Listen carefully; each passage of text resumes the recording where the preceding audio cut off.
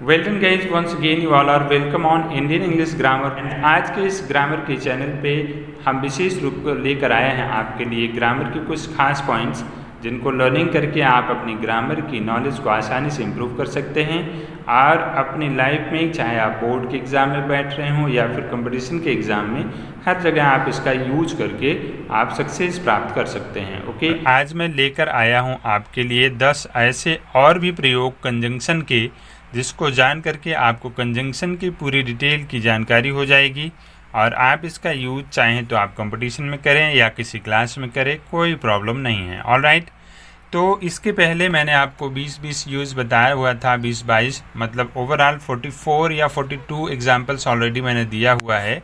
तो आप उसके लिए वीडियो को पीछे भी देखें और पूरी चीज़ों को समझें।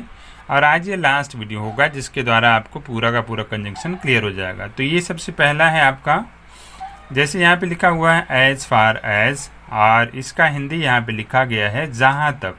इसका हिंदी है जहाँ तक। इसका हम प्रयोग अगर देखें यूज, तो यहाँ पे आप देख रहे हैं जहाँ तक मुझे पता है लड़का मोटा है। ओके, तो यहाँ पे जहाँ तक के लिए हमने अंग्रेजी एज फार एज लगाया है।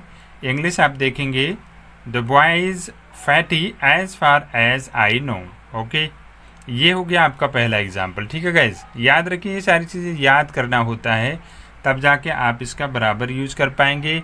और ये आपका दूसरा है, जैसे एज एट। ओके, यह एक कंजंक्शन है। तो कंजंक्शन ऑलरेडी आप जानते हैं गाइज कि यह दो क्लजों को जोड़ने का काम करता है। तो क्लज ऑलरेडी आप नहीं जानते, वो भी आप इस वीडियो में देख सकते हैं।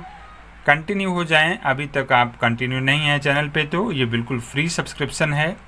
और इसका एग्जाम्पल हिंदी में आप देखेंगे, जैसे एज एट का हिंदी है इस समय तक। ठीक है, तो आप इसको हिंदी में बोल सकते हैं जैसे इस समय तक लड़की उस प्रकरण पर चुप रही। ठीक है, तो हमने यहाँ इंग्लिश का एग्जाम्पल दिया है, as at the girl was silent on that topic. ठीक है, बिल्कुल सिंपल उदाहरण है।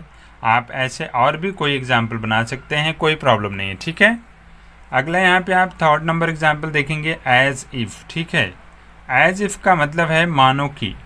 जैसे मान लो एग्जाम्पल हमने दिया कि राजू इस तरह बोला मानो कि उसके पीछे पावर हो। ठीक है, आप चाहें तो ऐसे जो आपके कंजंक्शन है, हमने 55 कंजंक्शन पहले वीडियो में दिया हुआ है, उन्हें याद कर लें, उनके मीनिंग को, या फिर आप इस तरह से एग्जाम्पल के द्वारा याद करें। ठीक है, तो हमने यहाँ देखा कि अंग्रेजी बनाया हमने, हिंदी आपने देखा तो इसका अंग्रेजी बनाया Raju spoke as if the power were after him. ठीक है, ये अगला आपका चौथा है दो।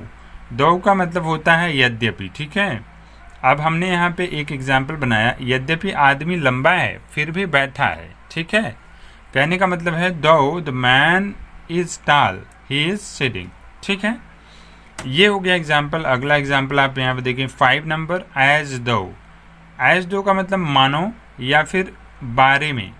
हमने यहाँ पे इसका मानो की या की मानो के हिसाब से यूज किया हुआ है। जैसे राजू ऐसे बात करता है कि मानो बहुत धनी है। ठीक है ना, अब हम इसका अंग्रेजी बनाए हैं राजू टॉक्स एज दो he is very rich. Okay, अगला यहाँ पे आप देखेंगे पॉइंट नंबर 6 वाला, नो लेस देन, है ना। इसका हिंदी है यहाँ पे अपेक्षाकृत कम नहीं। ठीक है, हमने यहाँ पे इसका एग्जाम्पल लिया, राजू सीमा को उससे कम प्यार नहीं करता है, मतलब उससे अपेक्षाकृत कम प्यार नहीं करता है। ठीक है, हमने अंग्रेजी बना लिया, Raju loves her no less than Seema. Okay, बिल्कुल सिंपल है, जिसे आप पकड़ सकते हैं, आसानी से आप समझ सकते हैं और बिल्कुल आसानी से इसका यूज कर सकते हैं। एक और यहाँ पे अगला पॉइंट आप देखेंगे, नॉट एट। भाई ये जो नॉट इट एट गाइज ना, तो ये नॉट इट का मतलब होता है अभी नहीं। जैसे मान लो किसी ने आपसे पूछा या आप ही किसी से पूछ रहे हैं, क्या मैं अब जा सकता हूँ, क्या मैं अब बोल सकता हूँ, आपको कहना नहीं, अभी नहीं, है ना। तो हम यहाँ पे इसका अंग्रेजी नॉट इट का यूज करेंगे। ठीक है, बिल्कुल सिंपल है। अब ये 8वां पॉइंट है, इसीलिए मैंने इसका एग्जाम्पल नहीं लिखा कि ये सिंपल है, आप आसानी से समझ जाएंगे। ठीक है ना, तो ये आपका 8वां पॉइंट है एट। एट का मतलब है फिर भी। अब ये फिर भी को यूज किया हमने, देखिए राजू बहुत बुरा है और फिर भी लड़की उसे पसंद करती है। ठीक, अंग्रेजी बनाया हमने, Raju is very bad and it the girl likes him. Okay, अगला एक पॉइंट आपका यहाँ पे है, देखिए 9 वाला, सो एज टू, और इसका हिंदी है इस वजह से, मतलब इस कारण से, समझ रहे ना। जैसे हमने कहा वह सहायता करने की वजह से आगे बढ़ा, है ना। He got success so as to help, ठीक है, ये हमने एग्जाम्पल बना लिया, ठीक है। और लास्ट केस यहाँ पे आप देखेंगे 10वां नंबर, और ये आपका एज है, और एज का मतलब तब या फिर जैसे ही कह सकते हैं आप, ठीक है। और हमने यहाँ पे देखा जैसे मैंने उसे तब देखा जब वह खड़ा हुआ, या फिर जैसे ही मैंने उसे देखा वह खड़ा हुआ, है ना, ऐसे भी कह सकते हैं, या वह खड़ा हुआ जैसे ही मैंने उसे देखा, ठीक। तो आप इसका अंग्रेजी बना सकते हैं, इस हिंदी का I saw him as he stood up, ठीक है। तो गाइज ये ओवरऑल 10 पॉइंट्स हमने आज आपको बताया, और अब टोटल हमारा यूज जो हो गया वो 52 यूज हो गया कंजंक्शन का, और ये कंजंक्शन का टोटल यूज हो गया overall. And I am sure कि अगर आप इसे प्रॉपर समझ लेते हैं, याद रहता है आपके दिमाग में, तो श्योरली आप किसी क्लास में हो या फिर किसी कंपटीशन में हो, हर जगह आपको सफलता ये प्रोवाइड करेगा आपको।